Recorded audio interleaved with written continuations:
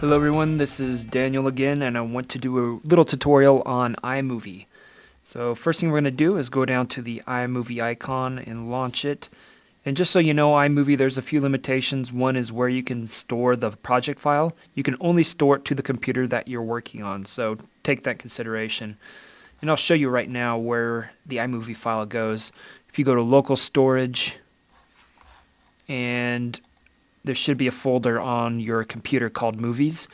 Do a little drop down and you'll see your name. As soon as you launch iMovie, it's going to make a project file for you inside of your NetID folder. So that's where you need to go back to if you need to locate your project. So let me go ahead and say, no, we don't want a new version. Just hit cancel. And just to begin with, the capture window came up, and that's because I have a capture device hooked up to the Mac, and I just have a FireWire connection to one of the mini DV decks you can check out from the Multimedia Center. And it's smart enough to know that it's attached, so this dialog came up. And there's two options when this dialog comes up. One is automatic, and the other is manual. If you just want to record the whole tape, that's what automatic does.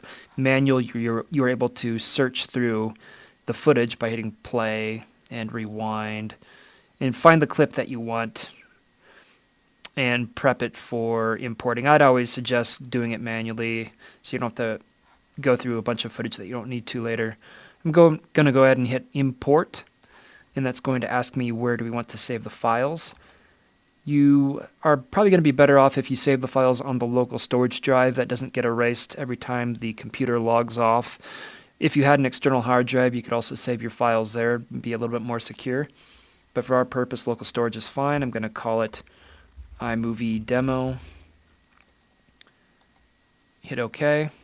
And it's going to be importing the files to the local storage drive under iMovie Demo. I'm going to go ahead and hit stop. And you can see now I have some clips. Let me get out of the capture window.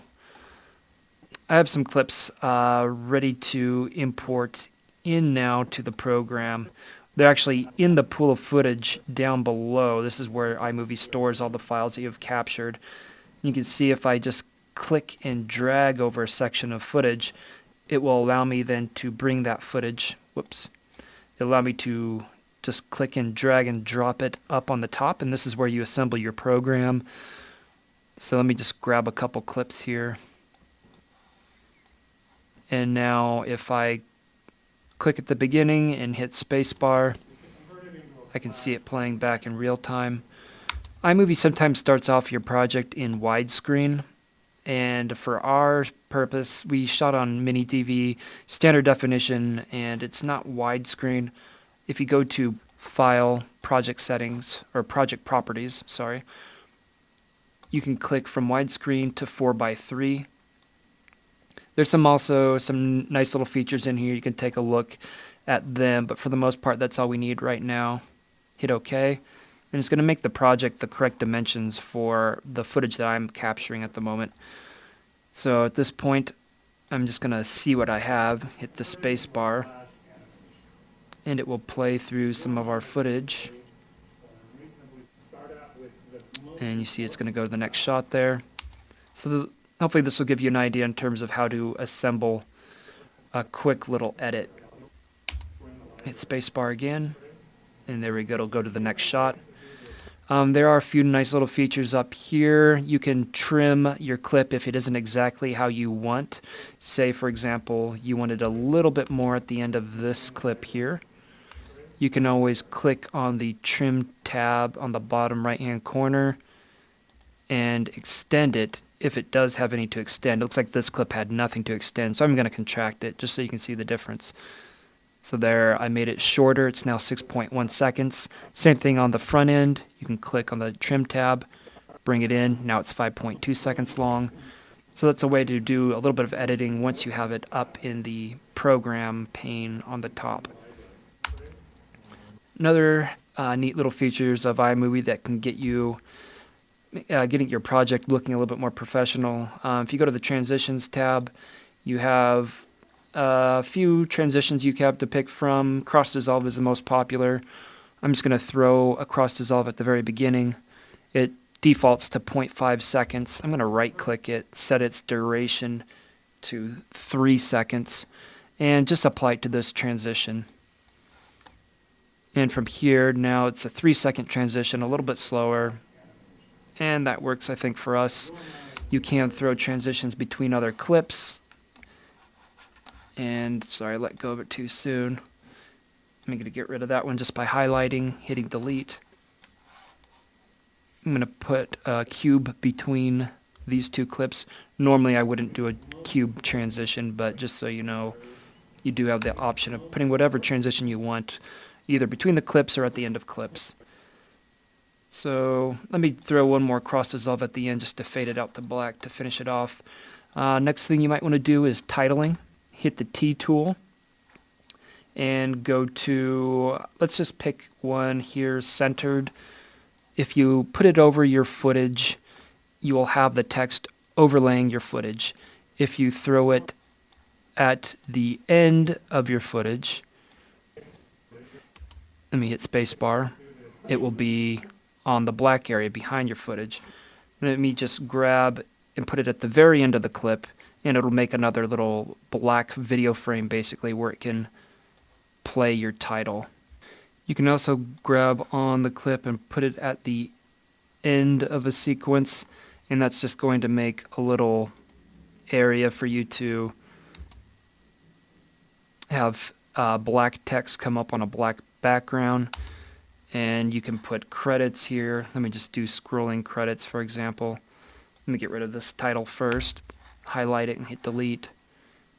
Drag this one on top of the footage, and you can see here, spacebar, you can have scrolling credits. And if you set the duration on this for a little bit longer, you'll have a slower transition or slower title sequence. Hit spacebar. Okay, so I'm going to get rid of this for right now. Get rid of this black footage.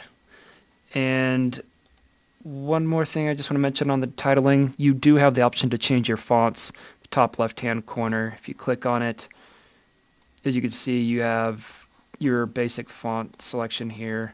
As long as you highlight the text, it will change when you change your text. Beyond that, let's see what else we have.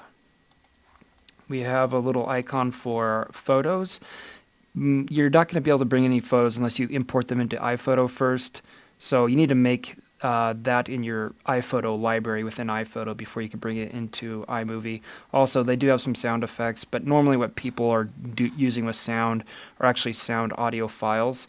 So let me go to DML-XN and grab an audio clip. Tutorials, freebies, royalty-free audio. So I'm just going to drag an MP3, throw it over one of these pieces of footage. Wherever your cursor is, that's where it's going to start. You can see it has a green, little track underneath, and it will start playing your footage at this point. You'll be playing your audio along with it. And you can trim the audio, move it around just like you can anything else within iMovie. So hopefully that gets you up and running fairly quickly with this program. One last thing to mention, when you're exporting out the movie, you have a few options. One is just to export a movie. That's just going to give you a QuickTime file, which you could then export out to iDVD or DVD Studio Pro. You can also go to YouTube really quickly, which is pretty cool, by selecting the YouTube function. I'll show you that on another tutorial if you'd like. It's really quick and easy. But basically, that's the quick and dirty overview of iMovie. And if you have any questions, as always, you can come contact me in the Dynamic Media Lab or send me an email at dfergus@unr.edu.